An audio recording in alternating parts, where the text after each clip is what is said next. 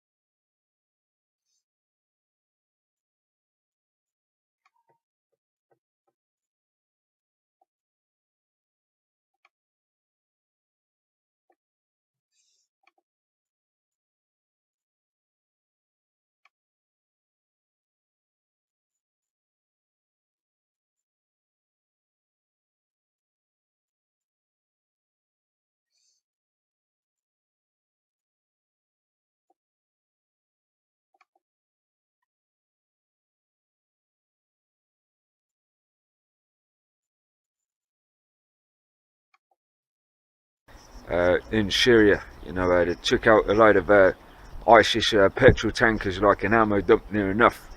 To me, I was wondering why the American government would be mad with the Russian government for basically doing that. If the US government doesn't have ties to this, the US United States government, CIA doesn't have ties to this ISIS cell. First of all, like you said, in the eyes of the US military, the Russian military taking out an ammo dump, a load of ammo tankers for ISIS would be a appreciation from their side, or a bonus for the American military themselves. Just doesn't make sense. I mean, I know they have conflicts between Putin supporting Assad or whoever dude's name is, the president of there, when they're saying being tried to overthrow. Like I said, that caused conflicts, which I didn't disregard. But there's other things that basically don't make sense in regarding, the other side to it.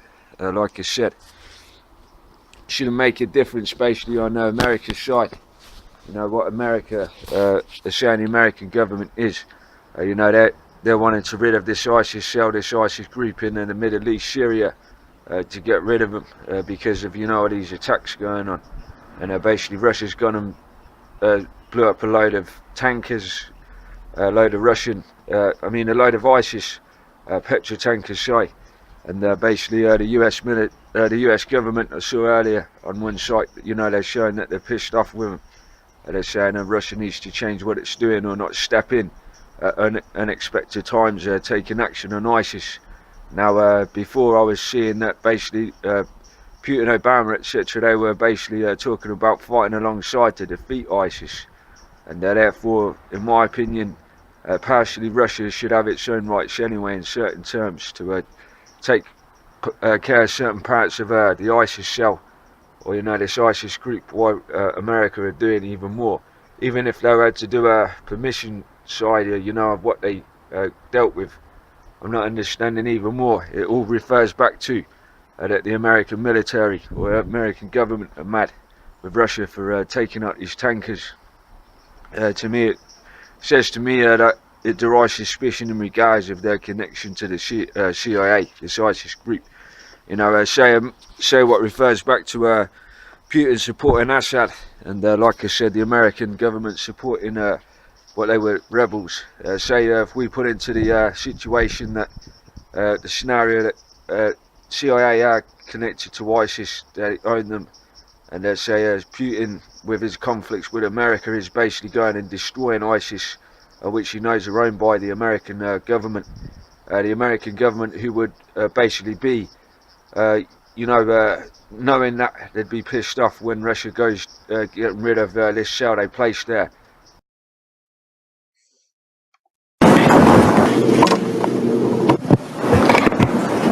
Первое. Я не говорил, что США представляют для нас угрозу. Вот президент Обама, как вы сказали, считает Россию угрозой.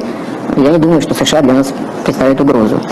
Я думаю, что политика правящих кругов, как, извините, употреблю такой штамп, политика правящих кругов, она является ошибочной. И уверен, что она противоречит и нашим интересам, подрывает доверие к Соединенным Штатам и в этом смысле наносит и Соединенным Штатам определенный ущерб. Подрывает к ним доверие как к одному из глобальных лидеров и в экономике, и в политике. Можно, конечно, многие вещи замалчивать, но я же уже говорил об этом, и вот Доминик об этом вспоминал. Действия в одностороннем порядке и в последующем поиске союзников, создание коалиции после того, как все сделано. Но это ведь не способ договориться, правда? Это односторонние действия, и они применяются постоянно в текущей политике Соединенных Штатов. И приводят к кризисам. Я тоже об этом сказал. Вот президент Обама упомянул об одной из угроз, это ИГИЛ. А кто помогал вооружать людей, которые в Сирии боролись с Асадом-то? Кто создавал благоприятный политический информационный климат? Кто подталкивал к поставкам оружия? А вы чего, разве вы не понимаете, кто там воюет? Там воюют наемники. В основном. Вы знаете, что там платят деньги? И они воюют там, где платят больше. Вот они вооружились, им платят определенную сумму. Мне даже называли эти суммы, которые им платят. Они там воюют уже с оружием, все, у них уже не отнимешь. Потом выяснилось, что в другом месте чуть-чуть начали побольше платить. Они там туда перетекут. Вот они захватили месторождения нефтяные, там, скажем, где-то в Ираке или в Сирии. Нефть начали добывать. У них эту нефть покупают, транспортируют, продают. Почему санкции не накладывают на всех, кто это делает? А что, разве Соединенные Штаты не знают, кто это делает? Это разве не их союзники этим занимаются? У них что, нет силы, возможности повлиять на своих союзников? Или они не хотят влиять? Зачем они бомбят ИГИЛ? Вот там начали нефть добывать и больше платить. И там часть сразу этих боевиков перетекла из так называемой цивилизованной оппозиции. Сразу же перетекла в ИГИЛ, потому что там больше платят. Я считаю, что это абсолютно невыверенная, непрофессиональная политика, без опоры на реалии. Надо поддержать цивилизованную демократическую оппозицию в Сирии. Мы поддержали, дали оружие, а завтра половина боевиков оттуда ушла и перешла в ИГИЛ. Что, нельзя было об этом подумать чуть-чуть пораньше? Вот мы против такой политики Соединенных Штатов. Мы считаем, что она ошибочна, наносит ущерб всем, в том числе и вам. Что касается учета наших интересов, то нам бы очень хотелось, чтобы такие как люди как вы, возглавили государственный департамент. И, может быть, тогда удастся как-то изменить ситуацию. Если этого не произойдет, я бы очень вас просил довести это до наших партнеров, и до президента Соединенных Штатов, и до госсекретаря, до других ответственных лиц, что мы не хотим, мы не ищем никакой конфронтации. Но вы считаете, что нужно уважать наши интересы, и многие вещи, они отрегулируются. Но это нужно сделать не на словах, а на деле. Уважать интересы других, с уважением относиться, это значит, что, как я уже говорил в своем выступлении, нельзя дожимать, используя свои исключительные положения в экономике там, и где-то в военной сфере. Знаете, во всем. Ну хорошо, в Ираке там воюют плохо, в Ливии там все довели до того, что вашего посла убили в Ливии. Мы что ли это сделали? Приняли решение в свое время Совета Безопасности. О чем?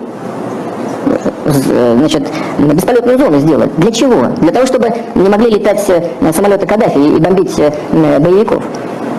Тоже считаю не самое лучшее решение. Ну ладно. А что на самом деле сделали? Начали сами наносить удары, в том числе и по территории. Явное, грубое нарушение резолюции Совета Безопасности ООН. Практически агрессия без всякой резолюции. Это мы что ли сделали? Это же вы сделали своими руками. А закончилось чем? Убийством вашего посла. Кто виноват? Сами виноваты. Вот это хорошо для США, что посла убили. Ужасно. Страшная катастрофа. Но не нужно искать виноватых, если сами допускаете ошибки. Нужно наоборот подняться над вот этим желанием бесконечно доминировать и исходить из вот этих имперских амбиций. Не нужно отравлять сознание миллионов людей тем, что другой политики в Соединенных Штатах быть не может, кроме имперской. Мы никогда не забудем того, как мы помогали Соединенным Штатам в обретении независимости. Мы никогда не забудем нашего сотрудничества и союзничества в Первую и Вторую мировую войну. И я полагаю, что глубинные стратегические интересы американского народа, российского народа во многом совпадают. И нужно опираться вот на эти взаимные интересы. A friend from China, apologies. Пожалуйста, Китай. They destroyed an ammo dump which would basically be US covert government owned, and it would fuck things up for their plans if they are causing false flag operations across the world. Like with attacks and causing this basically this shell to break out across Syria and cause carnage. I mean, that would be the situation from derived suspicion with good insight to it. And as I said, it makes it more obvious in ties to the senator, admitting that they were fighting along these ISIS on CNN, Snowden leaking that.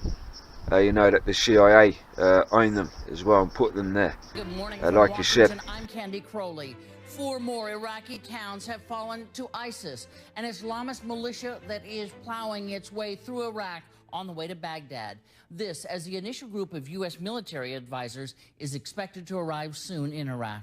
Joining me now, Senator Rand Paul, Republican from Kentucky. A rare treat to find you in town, so thanks for being here. Good morning. Looking at the situation in Iraq as it is now, what would President Paul do? I think we have to understand first how we got here, and then we have to decide as a country where we're going. I think there's chaos in the Middle East, and I think the chaos is because we've created a vacuum. Before the Iraq War, I think there was somewhat of a standoff between Sunni and Shiite, had been for maybe 1,000 years off and on. But now we have a chaotic situation, we have a vacuum. And I think one of the reasons why ISIS has been emboldened is because we've been arming their allies. We have been allied with ISIS in Syria, is because we've been arming their allies. We have been allied with ISIS in Syria. They have had a safe haven because we have been arming the rebels to keep Assad away from them, and now they go back and forth. So I think our intervention in Syria has led precisely to what's it may going on in have, Iraq. Senator, but when one's sitting in the Oval Office, you have to think, what do we do now? So would President Paul at this moment send U.S. advisors and say, go and see what we can do to help the Iraqi army? Would a President Paul say, I might do airstrikes? I think the first thing you'd have to do is follow the Constitution. The Constitution says that Congress decides. The president doesn't have the unilateral authority to begin war. But do you think it's a good idea? Well, Some of your here's what I would Republican say is colleagues- this is an incredibly important point. The Reagan doctrine for how we go to war is that you should have a consensus of the people. You should have a consensus of the people. So there needs to be a full-throated debate in Congress, and Congress has to decide. Militarily, we could go back in. You know, the surge worked. Obviously, we have the military might and power, but the country as a whole has to decide, do we want to send 100,000 troops in, or are we willing to have 4,500 young Americans die to save a city like Mosul that the Shiites won't even save, that they've fled? But the country as a whole has to decide, do we want to send 100,000 troops in, or are we willing to have 4,500 young Americans die to save a city like Mosul that the Shiites won't even save, that they've fled? You know, George Carlin said it best. He said, you have the illusion of choice in America. Your real choice, he said, is Pepsi and Coke. You don't get to make a choice about whether we all go to war. If this was the democracy, when George Bush wanted to invade Iraq, he would have come to the people of the United States and said, America, you know, we feel like there still may be, you know, chemical or nuclear weapons in Iraq, and America would have said, we'll go to war, yes, but if you're wrong, someone's got to pay the price for all this. Or, we don't believe you, Mr. Bush. We think you're lying. You know, release the tapes of the plane hitting the Pentagon. Release the tapes of a million other things. You know, have some more transparency in government. And then, you know, we'll see if we allow you to put our men and women in harm. Because realistically, we found out that Iraq had no weapons of mass destruction, and that really we were looking for a regime change. And that's not something that I think Americans were willing to sacrifice their sons and daughters for in terms of this war. We thought we were in imminent threat after 9/11, and that's why we did it. Used to carry out attacks that can kill Americans, including here in our homeland. So do you believe that the ISIS is a national security threat to the United States? Well, do you know where the safe haven is?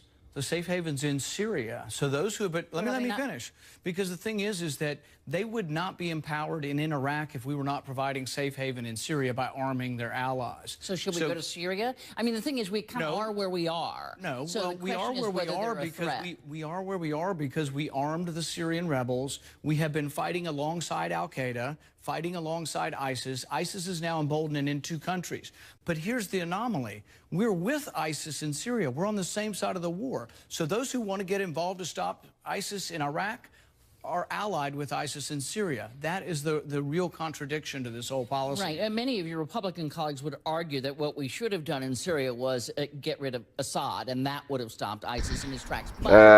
You know, if I'd saw that article saying something like collateral damage, US soldiers or US military in this these tankers being blown up or something, I'd understand why they'd be pissed off with Russia to say, you know, you didn't handle it responsibly.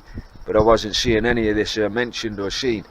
You know, and what they did, and therefore to me it would derive suspicion in ties to their connection with this ISIS shell in the Middle East, and owning it as to say they most likely were planning for it to cause carnage, and where Russia goes and destroys basically what's their fuel dumps, their own, you know, their fuel to keep the shell going. And you know, Russia would know that Putin and Obama's side, they'd be pissed off that he basically messed up their plans, is how I'd see it. You know, there's no more obviousness to it, or, you know, derive suspicion first of all. What ties to the suspicion derived from the, you know, the previous, how it was shown was like, you know, when it was saying that Russia was supporting the Assad regime, the actual Syrian government, and where it said the US was supporting the rebels who were trying to overthrow him.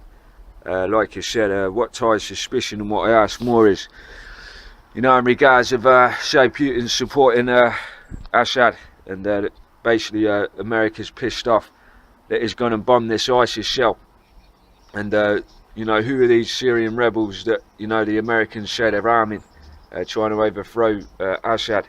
You know, if they're, US to me, President you know, Barack Obama, who won the White House on a pledge to end one war in Iraq, is now readying the nation for another. Well, this time, a multi-year military campaign against the Islamic State of Iraq and the Levant, also known as ISIL. And while one chamber of Congress has given the go-ahead to part of Obama's plan, big questions remain about how the rest is shaping up.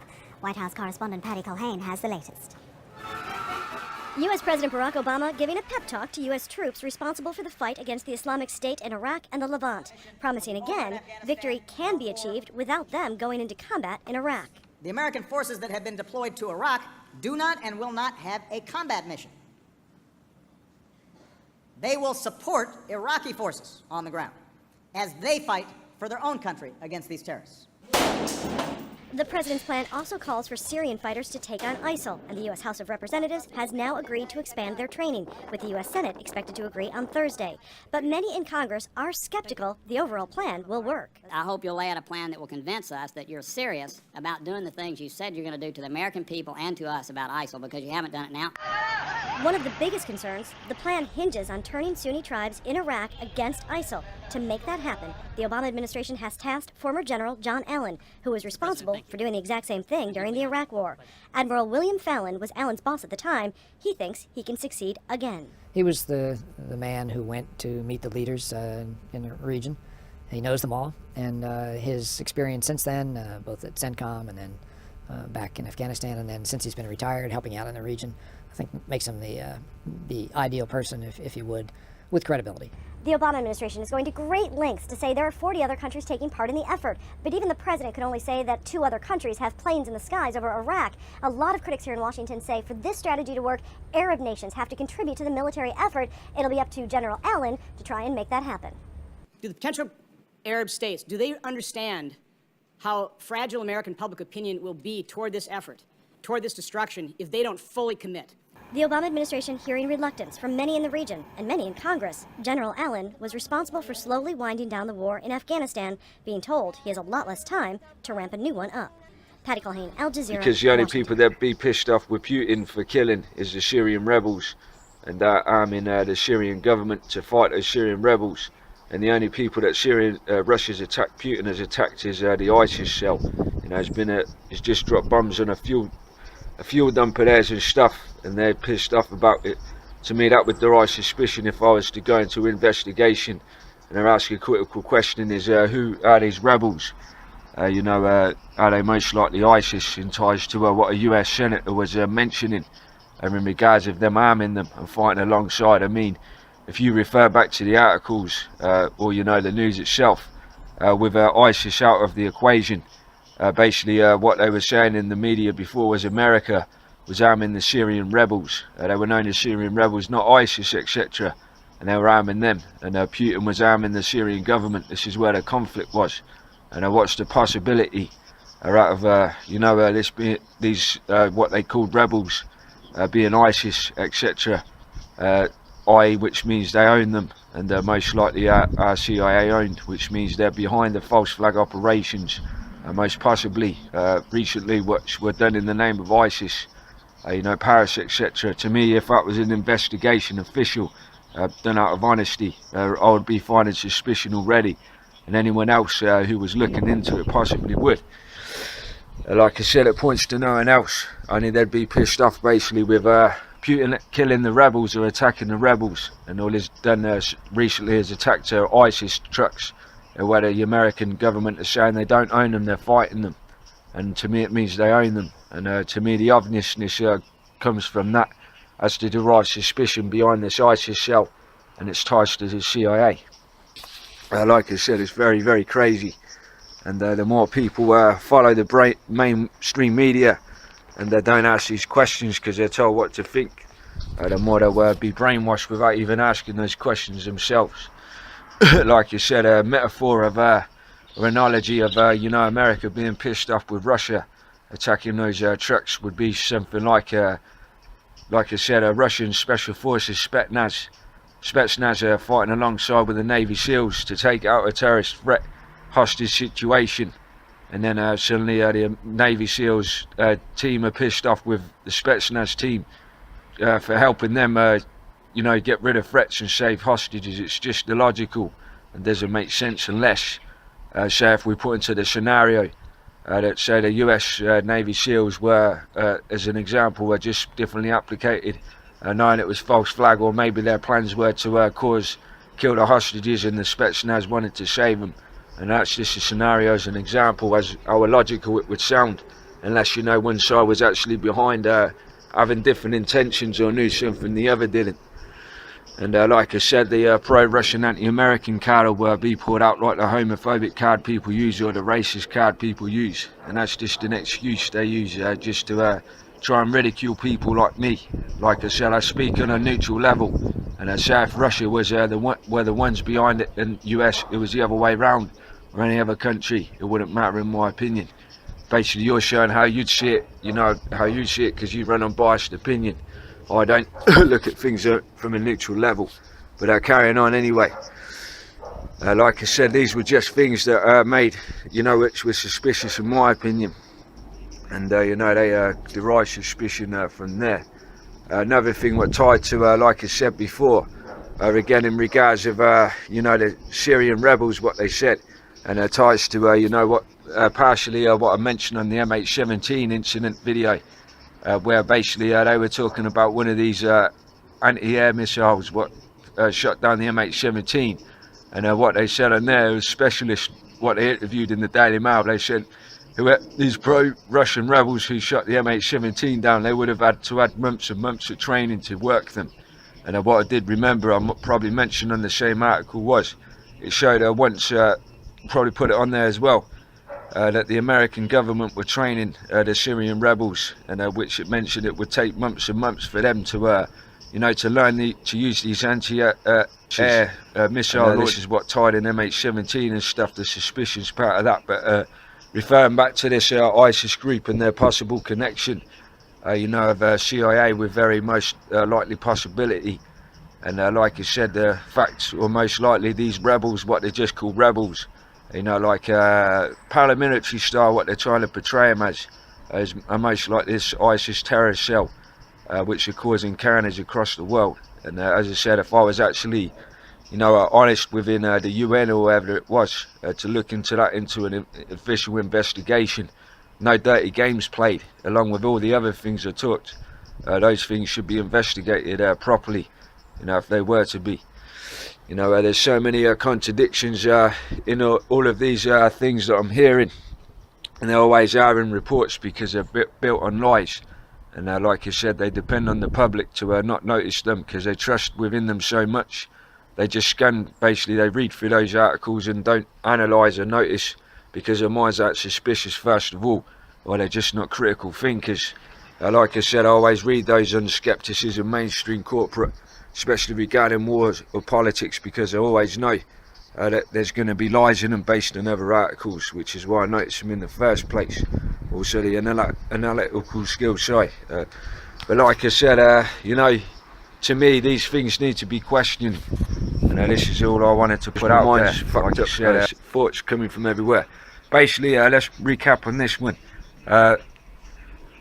US is mad with Russia for blowing up, you know, these fuel dumps. And then, like I said, US were known to be arming Syrian rebels fighting against Assad, where Assad's being armed by the Russians. They were pissed off that Russia was arming the Syrian government and attacking the Syrian rebels. What ties to they're pissed off now with Russia for attacking ISIS is the possibility this ISIS are actually what they labelled the Syrian rebels. And why, if so, they're ISIS, why are they them when they claim, when the American government are claiming they have no connection with this ISIS group? They don't own them, they didn't put them there unless they did, basically. And these are critical questions that need to be, what I ask, and need to be answered more in regards to the people who know more about it. Like I said, because it just ties more suspicion in, derives suspicion in their ties with all these false flag operations. Like I said, the leader, Al-Shabaab, or whatever the dude's name is, of ISIS, there's pictures of him at meetings before.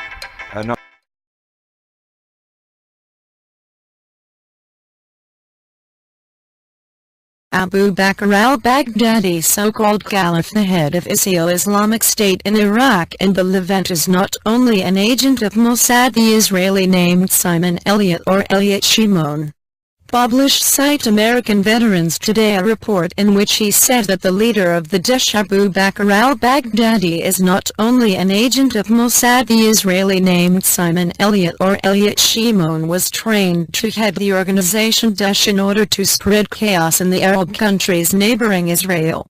The report published by the site, the Abu Bakr al-Baghdadi was born to Jewish parents and picked up Israeli intelligence services to get highly trained to spy and then being planted in one of the Arab countries to assess the organization Daesh, which was published chaos throughout the Arab world and the demolition of states, which increases the chances of Israel's control over the Middle East region. Site remarks made by Edward Snowden America, who leaked details of spyware for the National Security Agency of America last month to a newspaper. He claimed Snowden to organize Daesh, not only the product of an American plan. Israeli and British aims to collect a majority of the world's mujahideen extremists within one organization, to spread chaos in the Middle East and the destruction of nations, which gives Israel and the Western world a greater opportunity to control the wealth of the region.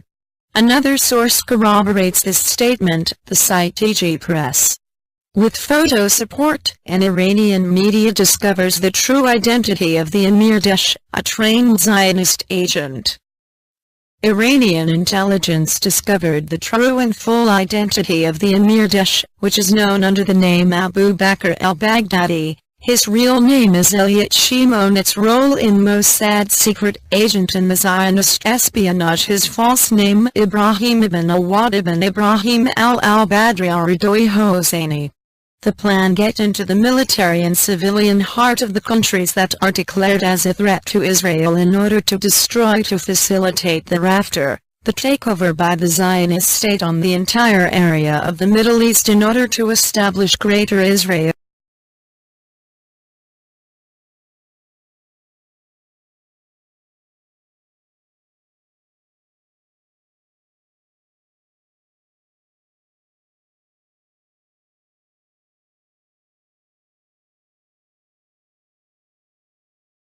A year or so before this ISIS cell broke out in the Middle East with John Kerry, a US Congress, a US Senator. Like I said, if facial recognition software matches his face from those pictures of those meetings with John Kerry to this Al-Shabaab or whatever his name is, ISIS leader, it would mean proof to say that they have connections to him, and most likely there's derived suspicion from them being CIA owned. Brings the obviousness into it. And if I was at the UN and had all these things pieced together, there would be no argument against their investigation, because nobody else in there, if honest as well, would let them void it or find excuses. Like I said, I did see one time a group I joined, someone show me a debunk link of those pictures of this ISIS leader plus John Kerry with this dude that looks like him, and it was just a load of crap what I read through it. It looked like one of those government-owned sites, political leverage counter tactic to throw people off, derive suspicion of its connections, and it made more sense tied to him actually being owned, and even more when Snowden saying that he is owned by his CIA asset in the Middle East / Mossad agent. It's more believable on the side that he is, and all I know is the facial recognition software would prove if this ISIS leader is the same Jewish actor at these meetings with John Kerry, as to prove that he's, it's all false flag operation tactics just to cause this carnage, and it all ties back to them. Like I said, David Icke has done his research, a few other people, and they're all saying that near enough the same things with their connections. But again, people like us, we're not just not being listened to, because we're ridiculed as conspiracy theorists, and where the stereotype is labelled to us to basically for people to ignore us if we're labelled as those. On that side of what I argued against yesterday was a conspiracy theorist is basically someone who suspects, critically thinks behind things they believe are involved with governments or groups. Critical thinking is a skill used by agents to detectives and stuff, private investigators. Those use those you know, they probably conspire or, you know, use conspiracies in regards of, you know, criminal organised crimes, organised criminal gangs, you know, in the same term of conspiracy theories as to follow into the investigation, and then have the authority and never ridiculed. So therefore, why are basically people like me, David Icke and stuff, who are private detectives, near enough, you know, private investigators, why are we ridiculed? Like I said, with me, I know other people use opinion more on their videos. With me, I just stick to the facts and the information. You know, like an investigation, don't put opinion in or propaganda, or, you know, ask questions regarding rights of religions or race. I just stick to the facts and reports and keep it on that one. So why, even if me, should be ridiculed for that? And you know, these are questions I'd ask in those regards as to why we're not listened to. And to me, it always points to the fact that you're trying to cover up things that you know most likely people are behind, and it's just not fair, especially when the world believing that what they're seeing is true, and what we're talking about is just a load of nonsense, and not to listen to us. And the fact that it looks like it's population control to keep them asleep from possibilities of the other side of the case or story, and just listen to one side, which isn't fair. And like I said, in their own lives, they always listen to other sides of stories or any other thing, so why not mainstream media? But I'd just like to clear that one up as well. And like I said, all I know is the more people blindly follow what the mainstream media says, even though there's a derived suspicion in these ties to false flag operations, most likely if there's ever an attack again, they're just going to believe again what the mainstream media says. They say, oh, it couldn't be prevented, security services failed. Then everybody's seeing carnage, they're running in panic, and it just carries on, and they, you know, it's not fair, is it? Especially when there's a lot of points to say there's you know, ties to a derived suspicion, and the more they just blindly follow what they're told, the more they're just going to being walked over without realising there's a lot of holes in those stories. And I'm just trying to make sure this is out there on my side at least, and the more people are aware, basically the more they'll know or realise that if next time anything happens, they need to have in mind a very big possibility it's a false flag operation tied to CIA and Mossad, most likely, you know, of ties to them. And then their mind's perception will see a different possibility as to see, and you know, they'll find it shocking, but also be more aware than just following the mainstream media. And basically, you know, the more people ask for investigation as populations, or, you know, make sure that they know they're aware of these most likely being false flag, the more that democracy starts to work, and the more those authorities and those governments are listening to investigating and preventing any possible false flag operations in the future, preventing a possible World War III, which will most likely lead on with these conflicts with Russia and America and Syria and stuff. And it's a very, very major war that needs to be prevented, and I'll leave it on there.